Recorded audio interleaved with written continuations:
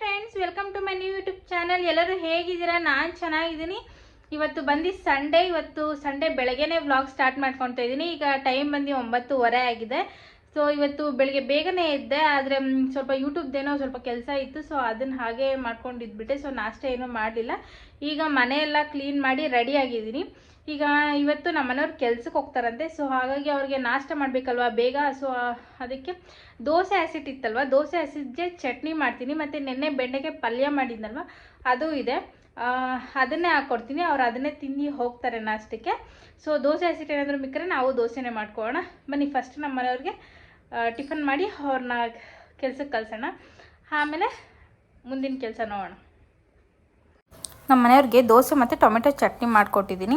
ಈಗ ಮಧ್ಯಾಹ್ನ 1:30 ಆಗಿದೆ. ಬನ್ನಿ, ಅನ್ನ ಇದೆ ಬೆಳಿಗ್ಗೆ ಮಾಡಿದ್ದು. ಸೊ ಅದಕ್ಕೆ ಎಗ್ ರೈಸ್ ಏನಾದರೂ ಒಗ್ಗರಣೆ ಹಾಕ್ಕೊಂಡು ತಿನ್ಕೊಳ್ಳೋಣ. ನಾನು ಒಬ್ಳಿಗೆ ಅಲ್ವಾ, ಸೊ ಅದಕ್ಕೋಸ್ಕರ ಎಗ್ ರೈಸು ಫ್ರೈಡ್ ರೈಸ್ ಆ ಥರ ಏನಾದರೂ ಮಾಡ್ಕೊತೀನಿ.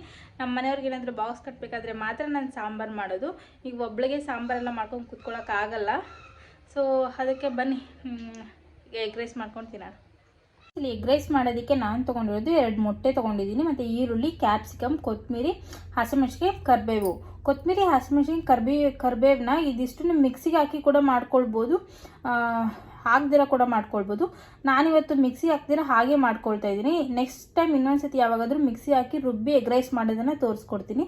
ಇದ್ರ ಜೊತೆ ಉಪ್ಪು, ಪೆಪ್ಪರು 2 ಬೇಕು, ಮತ್ತು ಶುಂಠಿ ಬೆಳ್ಳುಳ್ಳಿ ಪೇಸ್ಟ್ ಒಂದು ಸ್ವಲ್ಪ.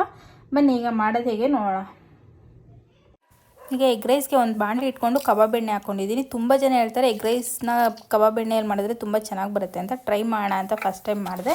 ಎಣ್ಣೆ ಕಾದ್ಮೇಲೆ ಹಸಿಮೆಣ್ಸಿನ್ಕಾಯಿ, ಕರಿಬೇವು, ಈರುಳ್ಳಿ ಇದಿಷ್ಟು ಹಾಕ್ಕೊಂಡು ಫ್ರೈ ಮಾಡ್ಕೊಳ್ತಾ ಇದ್ದೀನಿ. ಈಗ ಶುಂಠಿ ಬೆಳ್ಳುಳ್ಳಿ ಪೇಸ್ಟ್ ಹಾಕ್ಕೊಳ್ತಾ ಇದ್ದೀನಿ. ಇದು ಹಾಕ್ಕೊಂಡು ಚೆನ್ನಾಗಿ ಹಸಿ ವಾಸನೆ ಶುಂಠಿ ಬೆಳ್ಳುಳ್ಳಿ ಪೇಸ್ಟ್ ಹೋಗೋವರೆಗೂ ಚೆನ್ನಾಗಿ ಫ್ರೈ ಮಾಡ್ಕೊಳ್ಬೇಕಾಗುತ್ತೆ. ಜಾಸ್ತಿ ಈರುಳ್ಳಿ ಕೂಡ ಫ್ರೈ ಆಗಬಾರ್ದು. ಈಗ ಮೊಟ್ಟೆ ಹಾಕ್ಕೊಳ್ತೀನಿ. 2 ಮೊಟ್ಟೆ ಸಾಕು, ಒಬ್ಳಿಗೆ ಅಲ್ವಾ, ಸೊ ಅದಕ್ಕೋಸ್ಕರ. ಎಗ್ ರೈಸಲ್ಲಿ ಮೊಟ್ಟೆ ಜಾಸ್ತಿ ಇದ್ದಷ್ಟು ಟೇಸ್ಟ್ ಇನ್ನೂ ಚೆನ್ನಾಗಿರುತ್ತೆ. ಸೊ ಮೊಟ್ಟೆ ಹಾಕ್ಕೊಂಡು ಫ್ರೈ ಮಾಡ್ಕೊಳ್ತಾ ಇದ್ದೀನಿ. ಮೊಟ್ಟೆನ ಜಾಸ್ತಿ ಬೇಯಿಸ್ಕೊಳ್ಳೋದಕ್ಕೆ ಹೋಗಬಾರ್ದು. ಒಂದು ಅರ್ಧ ಭಾಗ ಅಷ್ಟು ಬೆಂದಿದ್ರೆ ಟೇಸ್ಟ್ ಚೆನ್ನಾಗಿರುತ್ತೆ, ಯಾಕಂದರೆ ಮೊಟ್ಟೆ ಫ್ಲೇವರ್ ಬರ್ತಿರುತ್ತೆ. ಈಗ ಸ್ವಲ್ಪ ಉಪ್ಪು ಹಾಕ್ಕೊಂಡು ಫ್ರೈ ಮಾಡ್ಕೊಳ್ತೀನಿ. ಈಗ ಹಾಗೆ ಪೆಪ್ಪರ್ ಹಾಕ್ಕೊಳ್ತಾ ಇದ್ದೀನಿ. ಪೆಪ್ಪರ್ ಹಾಕ್ಕೊಂಡು, ಮತ್ತು ಇದು ಎಗ್ ಕರಿ ಮಸಾಲ ಅಂತ ಅಂಗಡಿಗಳಲ್ಲಿ ಸಿಗುತ್ತೆ. ಎಗ್ ಕರಿ ಮಸಾಲ ಅಂತ ಇದನ್ನು ಹಾಕ್ಕೊಂಡ್ರೆ ಟೇಸ್ಟ್ ಅಂತೂ ತುಂಬ ಚೆನ್ನಾಗಿ ಬರುತ್ತೆ. ಕೆಲವರು ಗರಂ ಮಸಾಲ, ಬಿರಿಯಾನಿ ಮಸಾಲ ಎಲ್ಲ ಹಾಕ್ಕೊಳ್ತಾರೆ. ಅದ್ರ ಬದಲು ಇದು ಎಗ್ ಕರಿ ಮಸಾಲ ಒಂದು ಹಾಕ್ಕೊಂಡ್ರೆ ಟೇಸ್ಟ್ ಅಂತೂ ತುಂಬ ಚೆನ್ನಾಗಿರುತ್ತೆ. ಟ್ರೈ ಮಾಡಿ. ಈಗ ಬೆಳಗ್ಗೆ ಮಾಡಿದ ಅನ್ನ ಇತ್ತಲ್ಲ, ಅನ್ನನೇ ಹಾಕ್ಕೊಳ್ತಾ ಇದ್ದೀನಿ. ಸೋನಾ ಮುಸ್ರಿ ಅನ್ನ ಅಲ್ವಾ, ಸೊ ಅದಕ್ಕೋಸ್ಕರ ಉದ್ರುದ್ರಾಗಿರುತ್ತೆ. ಸೊ ಅದನ್ನೇ ಹಾಕ್ಕೊಂಡು ಮಿಕ್ಸ್ ಮಾಡ್ಕೊಳ್ತಾ ಇದ್ದೀನಿ. ಟೇಸ್ಟ್ ಅಂತೂ ತುಂಬ ಚೆನ್ನಾಗಿ ಬಂದಿರುತ್ತೆ. ಟ್ರೈ ಮಾಡಿ. ಉಪ್ಪು ಚೆಕ್ ಮಾಡಿಕೊಂಡು, ಉಪ್ಪು ಬೇಕಾದ್ರೆ ನಿಮ್ಗೆ ಉಪ್ಪು ಹಾಕ್ಕೊಳ್ಳಿ. ಲಾಸ್ಟಲ್ಲಿ ಕೊತ್ತಂಬರಿ ಹಾಕ್ಕೊಂಡು ಒಂದು 2 ನಿಮಿಷ ಬೇಯಿಸ್ಕೊಂಡ್ರೆ ಎಗ್ ರೈಸ್ ರೆಡಿ. ನೋಡಿ ಫ್ರೆಂಡ್ಸ್, ಎಗ್ ರೈಸ್ ರೆಡಿಯಾಗಿದೆ. ತುಂಬ ಚೆನ್ನಾಗಿ ಬಂದಿದೆ. ಕಬಾಬ್ ಎಣ್ಣೆಯಲ್ಲಿ ಮಾಡಿದ್ದಕ್ಕಂತೂ ಇನ್ನೂ ಚೆನ್ನಾಗಿತ್ತು ಫ್ಲೇವರು. ಸೊ ನಾನಂತೂ ತುಂಬ ಇಷ್ಟಪಟ್ಟು ತಿಂದೆ. ಇದು ತಿಂದು ಮತ್ತೆ 1 hour ಬಿಟ್ಟು ಇನ್ನೂ ಸ್ವಲ್ಪ ಇದನ್ನ ಖಾಲಿ ಮಾಡಿದೆ. ನಾನು 2 ಟೈಮ್ ಆಗುತ್ತೆ ಅಂದ್ಕೊಂಡೆ, ಬಟ್ 4:30 ಅಷ್ಟರಲ್ಲೇ ಎಲ್ಲ ಮುಗಿಸ್ಬಿಟ್ಟಿದ್ದೆ. ಚೆನ್ನಾಗಿತ್ತು.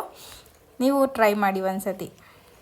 ಫ್ರೆಂಡ್ಸ್, ನೋಡಿದ್ರಲ್ಲ, ಎಗ್ ರೈಸ್ ಮಾಡಿಕೊಂಡು ತಿಂದಿದ್ದು ಆಯಿತು. ಹಾಗೆ ನಮ್ಮ ಮನೆಯವ್ರು ಬಂದರು. ಅವ್ರು ಬಂದು ಒಂದು ಸ್ವಲ್ಪ ಹೊತ್ತು ರೆಸ್ಟ್ ಮಾಡಿ ಹಾಗೆ ರೆಡಿಯಾಗಿ ಅವ್ರು ಒಂದು ಮದುವೆಗೆ ಹೋಗಬೇಕಿತ್ತು. ಅವ್ರು ಮದುವೆಗೆ ಹೋಗಿದ್ದಾರೆ. ಈಗ ಒಂದು ಬರ್ತ್ಡೇ ಪಾರ್ಟಿ ಕೂಡ ಇದೆ, ಬಟ್ ನಮ್ಮ ಮನೆಯವ್ರು ಬರ್ತಿಲ್ಲ. ಅದಕ್ಕೆ ನಮ್ಮ ಮನೆಯವ್ರು ಬಂದು ಮದುವೆಗೆ ಹೋಗಿದ್ದಾರೆ. ಸೊ ಹಾಗಾಗಿ ಬರ್ತ್ಡೇ ಪಾರ್ಟಿಗೆ ನಾನು ಒಬ್ಬಳೇ ಹೋಗ್ತಾ ಇದ್ದೀನಿ. ಸೊ ಬನ್ನಿ ಬರ್ತ್ಡೇ ಪಾರ್ಟಿಗೆ ಹೋಗ್ಬಿಟ್ಟು ಬರೋಣ. ಈಗ ಟೈಮ್ ಬಂದು 6 ಗಂಟೆ ಆಗಿದೆ. ಅವರು ಫೋನ್ ಮಾಡ್ತೀನಿ ಅಂತ ಹೇಳಿದ್ದಾರೆ. ನನ್ನ ಹಸ್ಬೆಂಡ್ ಅವ್ರ ಫ್ರೆಂಡ್ ಮಗಂದು ಬರ್ತ್ಡೇ. ಸೊ ಅವರು ಕಾಲ್ ಮಾಡ್ತೀನಿ ಅಂತ ಹೇಳಿದ್ದಾರೆ ಎಷ್ಟೊತ್ತಿಗೆ ಬರಬೇಕು ಅಂತ. ಸೊ ಅವ್ರು ಕಾಲ್ ಮಾಡಿದ್ಮೇಲೆ ಅಲ್ಲೋಗಿ ಬರ್ತ್ಡೇ ಪಾರ್ಟಿ ಮುಗಿಸ್ಕೊಂಡು ಬರೋಣ. ಇವತ್ತು ನೈಟ್ ಡಿನ್ನರ್ ಕೂಡ ನನಗೆ ಅಲ್ಲೇ ಆಗುತ್ತೆ ಅನಿಸುತ್ತೆ. ಸೊ ಹಾಗಾಗಿ ಮನೇಲಿ ಏನೂ ಅಡುಗೆ ಮಾಡ್ತಿಲ್ಲ. ಸೊ ಬರ್ತ್ಡೇ ಪಾರ್ಟಿಗೆ ಹೋಗಿ ಮುಗಿಸ್ಕೊಂಡು ಬರೋದಷ್ಟೇ. ಬನ್ನಿ, ಅವ್ರು ಫೋನ್ ಮಾಡಿದಾಗ ಬರ್ತ್ಡೇ ಪಾರ್ಟಿಗೆ ಹೋಗೋಣ. ಅವ್ರು ಈಗ ಕಾಲ್ ಮಾಡಿದರು, ಬನ್ನಿ ಎಲ್ಲ ರೆಡಿಯಾಗಿದೆ ಅಂತ. ಬನ್ನಿ ಹೋಗೋಣ. ಫ್ರೆಂಡ್ಸ್, ಈಗ ನಮ್ಮ ಅಮ್ಮ ಮನೆ ಹತ್ರ ಬಂದಿದ್ದೀನಿ. ಇಲ್ಲಿಂದ ನಾವು ಅಮ್ಮನ ಪಿಕ್ ಮಾಡಿಕೊಂಡು ನಾನು ನಮ್ಮ ಅಮ್ಮ ಇಬ್ಬರು ಹೋಗ್ತಾ ಇದ್ದೀರಿ. ಸೊ ಬನ್ನಿ ನಾವು ಅಮ್ಮನ ಪಿಕ್ ಮಾಡ್ಕೊಂಡು ಹೋಗೋಣ.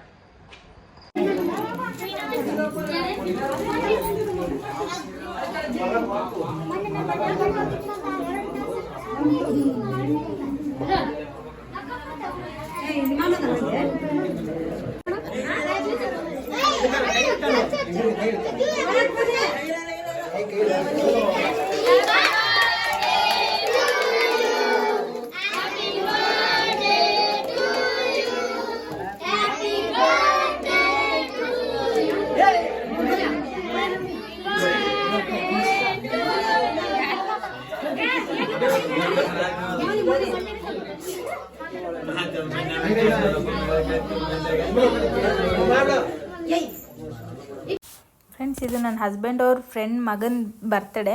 ಸೊ ಇದೇ ಫಸ್ಟ್ ಟೈಮ್ ನನ್ನ ಹಸ್ಬೆಂಡ್ ಇಲ್ದಿರ ಒಂದು ಬರ್ತ್ಡೇ ಫಂಕ್ಷನ್ಗೆ ಹೋಗಿದ್ದೀನಿ. ಸೊ ನಾನು ಎಲ್ಲೂ ಹೋಗಲ್ಲ ನನ್ನ ಹಸ್ಬೆಂಡ್ ಇಲ್ದಿರ. ಪ್ರತಿಯೊಂದೂ ಮದುವೆ ಆದಮೇಲೆ ನಾನು ಇಂಡಿಪೆಂಡೆಂಟಾಗಿರೋದು ಕಲ್ತಿದ್ದು. ಈಗಲೂ ನನಗೆ ಕೆಲವೊಂದು ಕಡೆ ಹೋಗಬೇಕು ಅಂದರೆ ಆಗೋದಿಲ್ಲ. ಒಂದು ಬ್ಯಾಂಕ್ಗೆ ಹೋಗ್ಬೇಕಂದ್ರೂ ಕೂಡ ನನಗೆ ಒಬ್ಬಳೇ ಆಗೋದಿಲ್ಲ. ನಮ್ಮ ಮನೆಯವ್ರ ಜೊತೆಲಿದ್ರೇ ಅದು ಏನೋ ಒಂಥರ ಧೈರ್ಯ. ಬಟ್ ನಮ್ಮ ಮನೆಯವ್ರು ಹೇಳ್ತಾರೆ ಒಬ್ಬಳೇ ಹೋಗು, ಇಂಡಿಪೆಂಡೆಂಟಾಗಿರು, ಯಾರ ಮೇಲೂ ಡಿಪೆಂಡ್ ಆಗಬೇಡ ಅಂತ. ಬಟ್ ಅವರಿದ್ದರೆ ಏನೋ ಒಂಥರ ಧೈರ್ಯ. ಸೊ ಅವ್ರು ಹೇಳ್ತಾರೆ ಇಂಡಿಪೆಂಡೆಂಟಾಗಿರು ಅಂತ. ಬಟ್ ಫ್ರೀಡಮ್ ಕೂಡ ತುಂಬ ಕೊಟ್ಟಿದ್ದಾರೆ. ಸೊ ನನ್ನ ಹಸ್ಬೆಂಡ್ಗೆ ನಾನು ಥ್ಯಾಂಕ್ಸ್ ಹೇಳೋದಕ್ಕೆ ಇಷ್ಟಪಡ್ತೀನಿ.